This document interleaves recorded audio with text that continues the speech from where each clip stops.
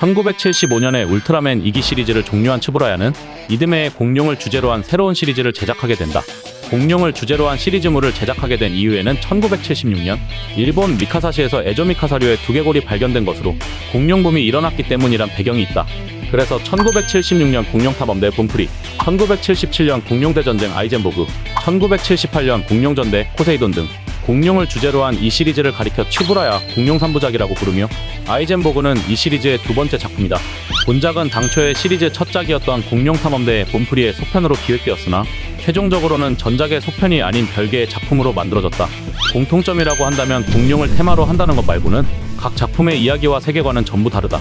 게다가 아이젠보그와 붐프리는 특이하게도 애니메이션과 실사를 합쳐놓은 보기 드문 방식을 사용하고 있는데 이는 썬더버드 등 슈퍼마리오네이션 작품의 영향을 받은 것이라고 한다.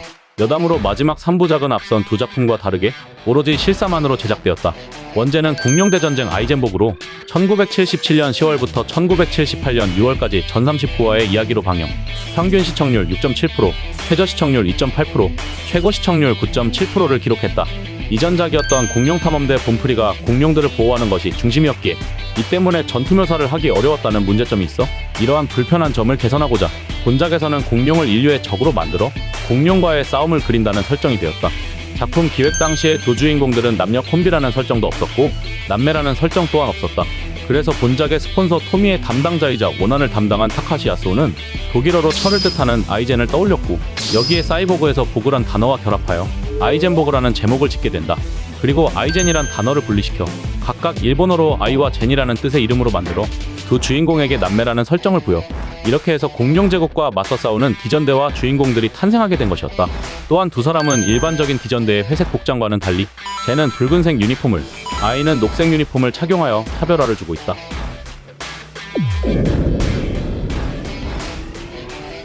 당초에는 울트라맨과 같은 거대 히어로인 아이젠보그맨의 출연 계획은 없었다. 츠부라야 측은 종래의 울트라맨과 같은 거대 히어로에 대한 개념을 바꾸고자 본작에 등장하는 아이젠보그호를 단순한 메카가 아닌 거대 히어로로서 묘사하였다. 이는 거대 히어로의 개념에 대한 새로운 지평을 목표로 했기 때문이라고. 하지만 방영 도중 스태프들에 의해 역시 슈퍼 메카닉을 거대 히어로로 그리는데 무리가 있었다 등의 의견이 나와 거대 히어로인 아이젠보그맨이 등장하게 된 것이다. 스토리적으로는 위기에 빠진 젠에게 아이가 함께 죽자고 권유하여 뛰어든 것이 아이젠보그맨이 탄생하게 된 계기였으나 실상은 전혀 다른 것이었다. 게다가 해당 이유 말고도 시청률의 침체도 역시 한몫했다. 아이젠보그의 시청률은 6%에서 5%까지 떨어지며 위태위태하였는데 결국 아이젠보그맨의 등장과 함께 시청률도 7%로 부활, 종영 때까지 7%를 유지하며 준수한 시청률을 선보였다. 단, 최저 시청률 2.8%는 아이젠보그맨 등장 후인 24화에서 기록한 시청률이다. 그리고 또 하나의 노선 변경은 공룡 괴수였다. 당초 본작에 등장하는 괴수들은 공룡이 아니라 공룡형 괴수라는 설정이지만 여기에 대한 설명이 부족하고 누가 보더라도 외관상으로 괴수보다는 공룡에 가깝기 때문에 이를 비판하는 목소리도 있었다고 한다. 제작진 내에서도 공룡은 아이들이 좋아하는 동물이고 사악한 괴수로 그리기가 어렵다라는 고충도 있어 최종적으로 공룡 제왕 우루루의 뒤에 흑막인 공룡마왕 코티스가 새로운 적으로 나오는 전개와 적의 외형도 공룡보다는 괴수에 걸맞은 모습으로 변형되는 것으로 노선이 변경되었다.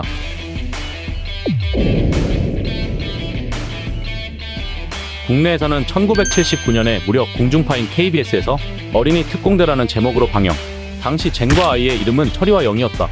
이후 1990년에 대형 팬더에서 지구수호대 아이젠보그라는 제목으로 비디오로 재출시하여 국내에 다시 한번 소개되었으며 이때 아이와 젠의 이름은 미니와 민수로 바뀌었다. 당시 대형 팬더에서 출시된 특촬물 비디오인 바이오맨, 마스크맨, 필반이 끝난 뒤에 나오는 예고편으로 아이젠보그를 기억하는 이들이 많을 것이다. 이 예고편에서는 마치 1화부터 아이젠보그맨이 나오는 것처럼 보여줘서 여기에 낚여 아이젠보그를 빌려봤다가 아이젠보그맨이 아예 나오질 않아 분노한 이들이 꽤 있었다. 이 당시 예고편에서는 자그마한 오류가 하나 있다. 아이젠보그의 스펙에 관한 것으로 예고편에서는 신장 50m, 체중 3000kg이라고 소개하였는데 이런 스펙이라면 영양실조에 걸린 해골이나 다름없는 스펙이다. 실제로 아이젠보그맨의 설정상 체중은 33,000톤, 즉 3300만 kg이 제대로 된 아이젠보그맨의 체중이었다.